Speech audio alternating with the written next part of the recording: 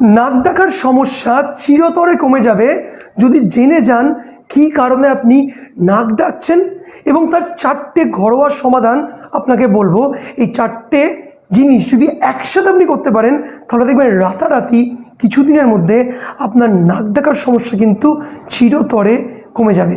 সহজ ঘরোয়া উপায়ে নাক ডাকা বা স্নোরিং কী করে অফ করা যায়, বন্ধ করা যায়, সেটাই বন্ধুরা আজকের ভিডিওতে বলবো। তো ভিডিওটা তো চলেছে প্রচণ্ড ইন্টারেস্টিং। সর্বপ্রথম আমরা জানবো যে কেন নাক ডাকার সমস্যাটি হয়। নাম্বার 2 আমরা জানবো এর পাকাপাকি সমাধান, ঘরোয়া উপায়। তো স্টেপ বাই স্টেপ তোমাদেরকে প্রত্যেকটা জিনিস জানাবো। ভিডিওটি শুরু করার আগে ছোট্ট একটু অনুরোধ, ভিডিওটি ভালো লাগলে লাইক করতে ভুলো না, চ্যানেলটি সাবস্ক্রাইব করতে ভুলো না, আর একটু যাদের নাক ডাকার সমস্যা আছে তাদের সাথে ভিডিওটি শেয়ার করে আমার এবং তার উপকার করতে ভুলো না। বন্ধু, নাক ডাকা কেন হয়? বন্ধু, নাক ডাকার হচ্ছিল আমরা যখন নিঃশ্বাস প্রশ্বাস নিচ্ছি তখন নিঃশ্বাস প্রশ্বাসের যেই এন্টায়ার যেই সুড়ঙ্গটা পথটি, সেই পথে কোনো একটা বাধা সৃষ্টি হচ্ছে, সেই শ্বাস প্রশ্বাসটি প্রপারলি হতে পারছে না। এই বাধাপ্রাপ্ত হওয়ার ফলে একটা বাঁশির মতন আওয়াজ হচ্ছে এবং এই নাক ডাকাটা কিন্তু রাত্রিবেলায় গভীর ঘুমে ভয়ঙ্কর থেকে ভয়ঙ্করতর পরিস্থিতির সৃষ্টি করছে। মানে ঘরের মধ্যে মনে হয় বাঘ পড়েছে বা ডাইনোসর পড়েছে।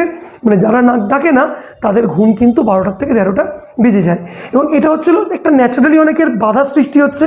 এবং কি হয়, ওজন বাড়ার সাথে সাথে নাকের ভেতরে যখন মাংসপেশিগুলো আস্তে আস্তে আস্তে আস্তে মানে মোটা হচ্ছে, ফুলছে তুমি, সেটা কিন্তু মানে ফুলতে থাকে, সেখানেও কিন্তু অতিরিক্ত মাংসপেশির জন্য এই বাঁশির মতন আওয়াজ হয়। কারণ সেটা বললাম বাধাপ্রাপ্ত হচ্ছে, হাওয়াটি যেতে পারছে না।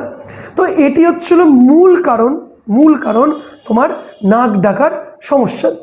এবার চলে এসেছি বন্ধুরা সরাসরি সমাধানে। কীভাবে সমাধান করবে?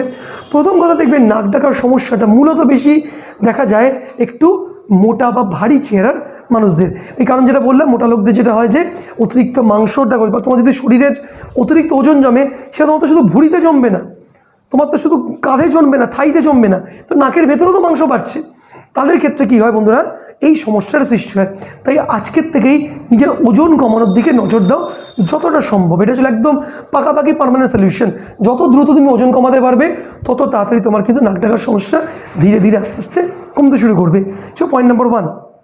পয়েন্ট নাম্বার 2 বন্ধুরা, যখনই আমরা শোয়ার চেষ্টা করবে, মানে আমরা একটু যেই সমতলে তার থেকে উঁচু বালিশে শোয়ার চেষ্টা করো। ধরো নাও এটা হচ্ছিল তুমি শুয়ে আছো, এটা তোমার বালিশ, এই বালিশটি তুমি মাথায় দিয়ে শুয়ে আছো। কিন্তু আমরা যদি একটার জায়গায় যে দুটো বালিশ দিই, আরেকটা যদি বালিশ আমরা দিই, তাহলে আটটু উঁচু হয়ে গেল। যখনই তো উঁচু বালিশে শুচ্ছ, মানে একটার জায়গায় দুটো বালিশ দিয়ে তুমি শুচ্ছ, তখনই দেখবে বন্ধুরা মাথাটা একটু যখন উঁচু হয়ে থাকে তখন কিন্তু মানে নাক ডাকার প্রবণতাটা কমে যায়, নাক ডাকার আওয়াজটা অনেক কমে যায়। কারণ দেখবে একটু মাথাটা উঁচু থাকলে হাওয়াটা বেরোতে সুবিধা হয় চিত হয়ে শোয়ার থেকে, তো অটোমেটিক নাক ডাকাটা কিন্তু কমে যায়, অথবা স্পিডটি বা আওয়াজটি অনেকটা কমতে সাহায্য করে। Point number 2। পয়েন্ট নাম্বার 3 বন্ধুরা, শোয়ার টাইমে তোমার যেটা করতে হবে, তোমাকে কেড়ে আঙুলে নিতে হবে দুটো জিনিস, হয় এইটা নতুবা সেটা। কি হয় নিতে হবে বন্ধুরা? একটু সর্ষের তেল, নতুবা নিতে হবে বন্ধুরা ঘি, নিয়ে ভালো করে নাকের ভেতরে একটু ঢুকিয়ে নাকের সামনে আশেপাশে লাগিয়ে রাখলে বন্ধুরা ঘি বা সর্ষের তেলের ঝাঁজ যেটা করে বন্ধুরা ওই জায়গাটিকে পরিষ্কার করে এবং হাওয়ার নির্গমন এবং অভিগমনকে কিন্তু প্রসারিত করতে সাহায্য করে এবং একটি পিচ্ছিল পদার্থ বলে খুব স্মুথলি কিন্তু হাওয়ার আদান প্রদান হয় এবং নাক ডাকাটা কিন্তু অনেক অংশেই কমে যেতে সাহায্য করে। এটা হচ্ছে পয়েন্ট নাম্বার 3 বন্ধুরা। পয়েন্ট নাম্বার 4 হচ্ছে হলো ঘুমাতে যাওয়ার আগে এবং খাওয়ার ঠিক আধ ঘন্টা আগে, রাতে ডিনার করার আধ ঘন্টার আগে তোমাকে একটি প্রাচীন থেরাপি করতে হবে। যেই প্রাচীন থেরাপিটি তোমার এই নাক ডাকার সমস্যাটাকে ধীরে ধীরে আস্তে আস্তে ঠিক করে দেবে। কী করতে হবে? সেই প্রাচীন থেরাপির নাম হচ্ছে বন্ধুরা অনুলোম বিলোম। কীভাবে করবে? হাতটা দিয়ে এই আঙুলটা দিয়ে নাকটা চাপবে এবং এই নাক দিয়ে জোরে প্রাণবন্ত নিঃশ্বাস নেবে। কীভাবে?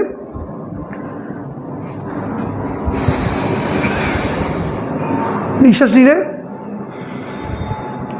ছাড়লে, আবার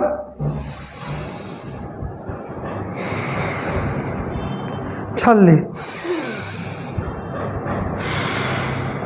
এইভাবে এক নাক দিয়ে পুরো নিঃশ্বাস, মাথা বুক ভরে নিঃশ্বাস নেবে এক নাক দিয়ে ছাড়বে। এটা বন্ধু কী হয়, এই নিঃশ্বাস প্রশ্বাসটা কী হচ্ছে, যে লাইনটা যে বাধাপ্রাপ্ত হচ্ছে সেগুলোকে আস্তে আস্তে খুলতে শুরু করে এবং এই মাংসপেশিগুলোকে আস্তে আস্তে সরু ছিদ্র দিয়ে আস্তে আস্তে আস্তে বড় হতে শুরু করে বন্ধুরা।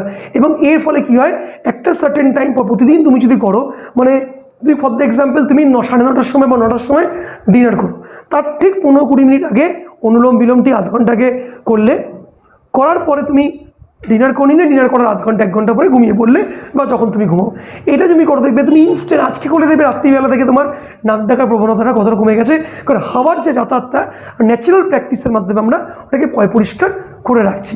তো এই 4টে উপায় করলে বন্ধুরা দেখবেন আপনার নাক ডাকা আস্তে আস্তে কমতে শুরু করছে, স্নোরিং সমস্যার থেকে আপনি মুক্তি পেয়ে যাবেন এবং হয়তো কিছুদিন সময় লাগবে কিন্তু আপনি উপকার পাবেনই পাবেন।